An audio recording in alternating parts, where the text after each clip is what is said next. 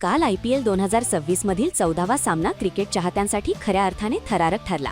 दिल्लीतील अरुण जेटली स्टेडियम येथे झालेल्या या हाय व्होल्टेज सामन्यात गुजरात टायटन्सने दिल्ली कॅपिटल्सवर अवघ्या 1 धावाने नाट्यमय विजय मिळवला. नाणेफेक गमावून फलंदाजीला उतरलेल्या गुजरातची सुरुवात खराब झाली. साई सुदर्शन लवकर बाद झाला. मात्र जॉस बटलरने आक्रमक फलंदाजी करत पॉवर प्लेमध्ये संघाला वेग दिला. त्यानंतर शुभमन गिल आणि वॉशिंग्टन सुंदर यांनी शतकी भागीदारी करत गुजरातला 210 धावांपर्यंत पोहोचवले. गिलने 70 धावा तर सुंदरने अर्धशतक झळकावत महत्त्वाची भूमिका बजावली. 211 धावांच्या लक्ष्याचा पाठलाग करताना दिल्लीनेही तितक्याच दमदार पद्धतीने उत्तर दिलं. पाथू निसंका आणि KL राहुल यांनी 76 धावांची भागीदारी करत मजबूत सुरुवात केली. राहुलने 92 धावांची अप्रतिम खेळी करत सामना एक हाती जवळपास जिंकून दिला होता.